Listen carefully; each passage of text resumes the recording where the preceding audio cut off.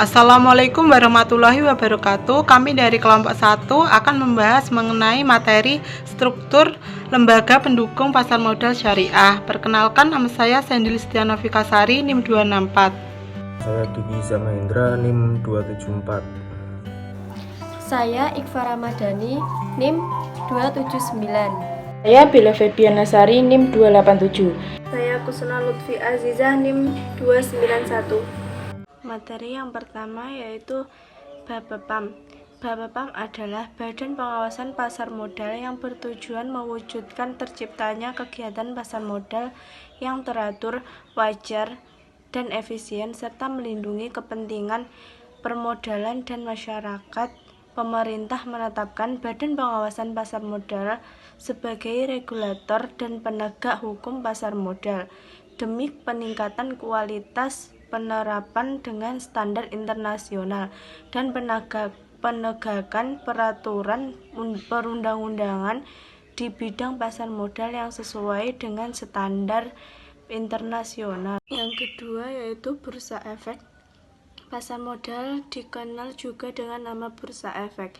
Bursa Efek menurut pasal 1 ayat 4 UU 08 tahun 1995 tentang pasar modal adalah pihak yang menyelenggarakan dan menyediakan sistem atau sarana untuk mempertemukan penawaran jual beli efek pihak-pihak lain dengan tujuan memperdagangkan efek di antara mereka.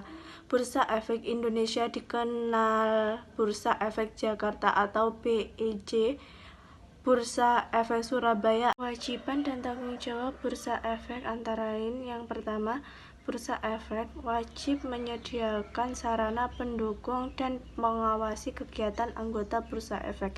Yang kedua, rencana anggaran tahunan dan penggunaan laba Bursa Efek wajib disusun sesuai ketentuan yang ditetapkan dan dilaporkan kepada Bapepam.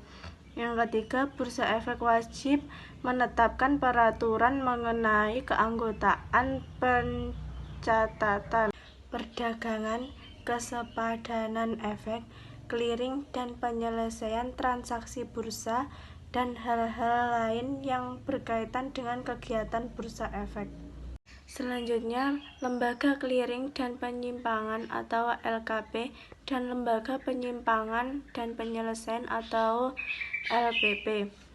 PT Clearing Penjaminan Efek Indonesia disingkat KPEI didirikan berdasarkan Undang-Undang Nomor 8 Tahun 1995 tentang pasar modal yang menyediakan jasa clearing dan penjaminan penyelesaian transaksi bursa yang teratur, wajar. LPP atau Lembaga Penyimpanan dan Penyelesaian adalah lembaga yang menyelenggarakan kegiatan kustodian sentral atau penyimpanan pusat bagi bank kustodian.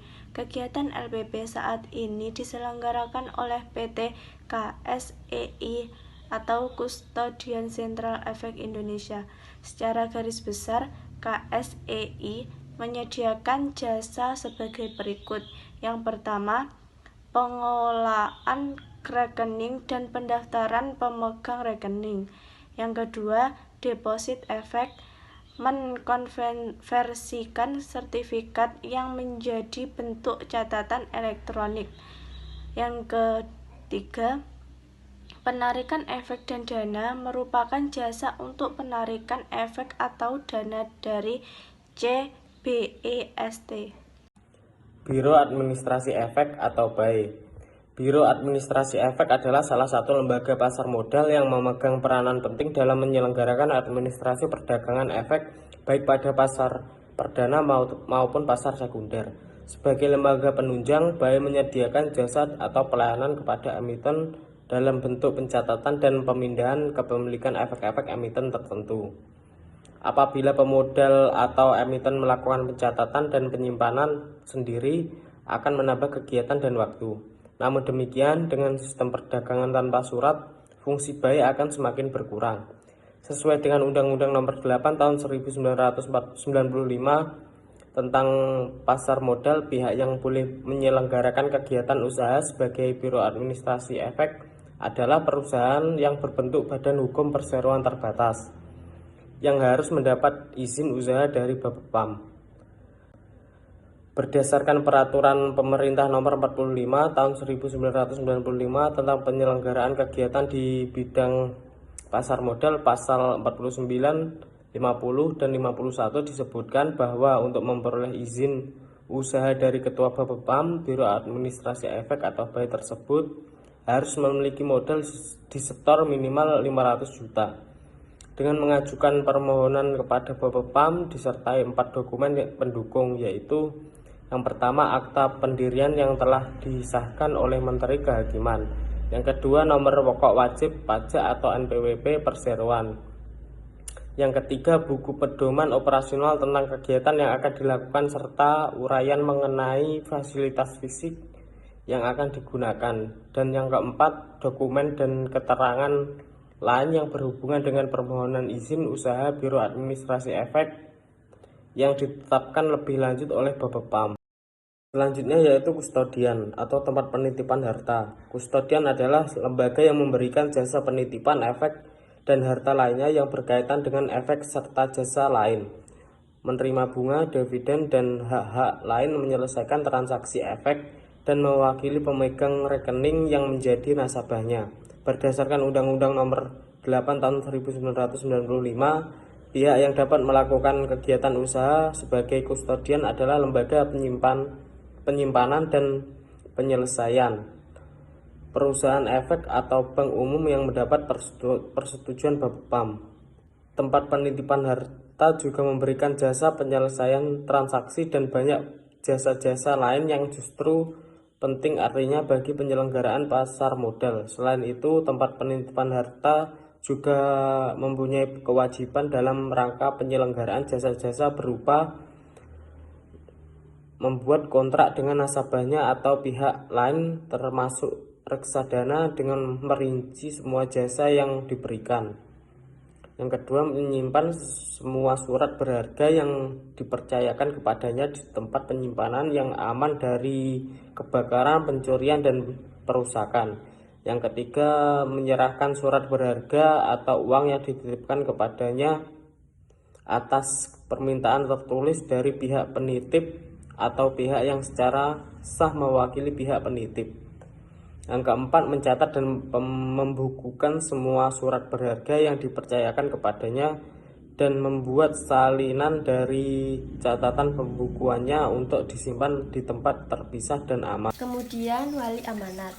Wali amanat merupakan lembaga yang dipercaya untuk mewakili kepentingan seluruh pemegang obligasi atau sekuritas kredit.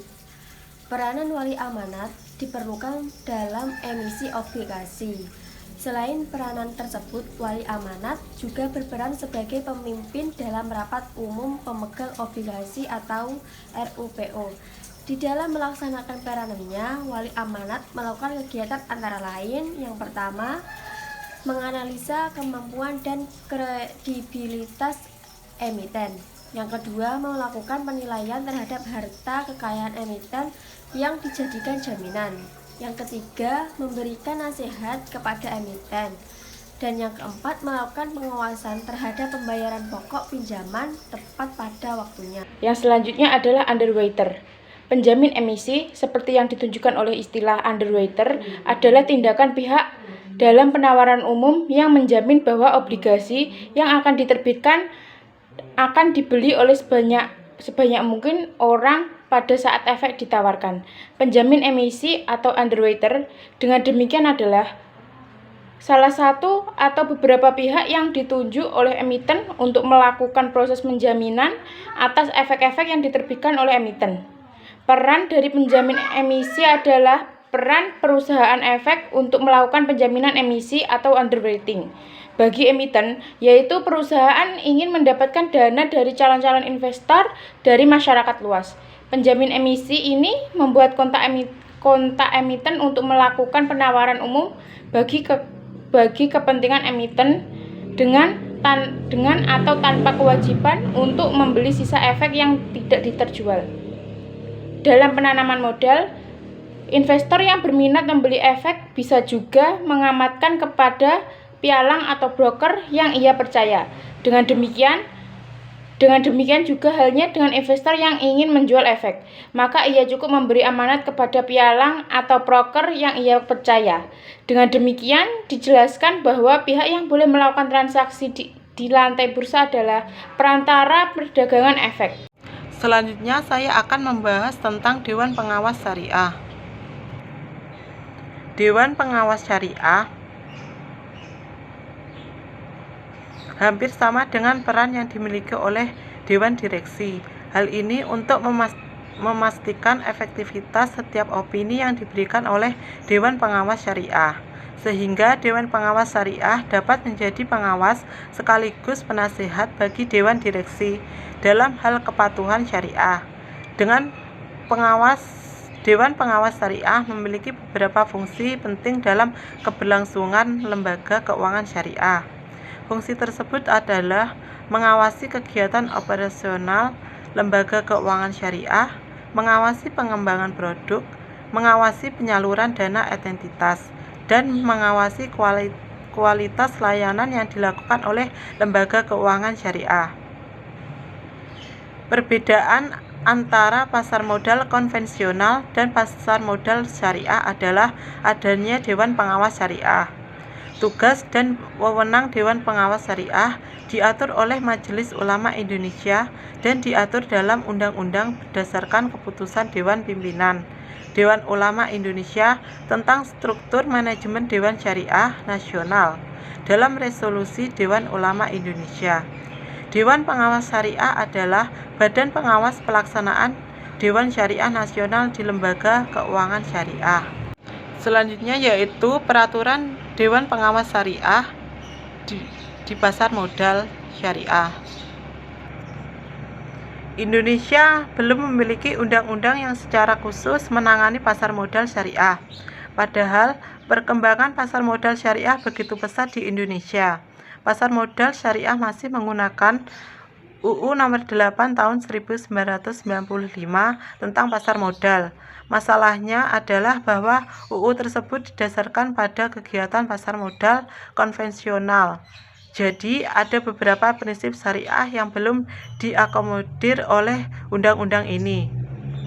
Tugas Dewan Pengawas Syariah di pasar modal sesuai dengan bagian 10 Peraturan Otoritas Jasa Keuangan Nomor 15 POJK 04 2015 adalah membuat laporan tentang kepatuhan terhadap prinsip-prinsip syariah.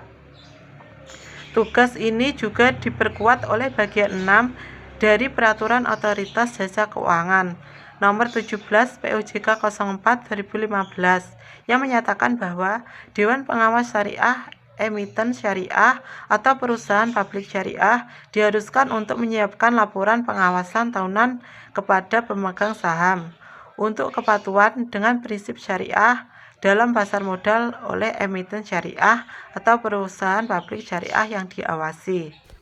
Sekian presentasi dari kami. Apabila ada kurang lebihnya kami mohon maaf. Wassalamualaikum warahmatullahi wabarakatuh.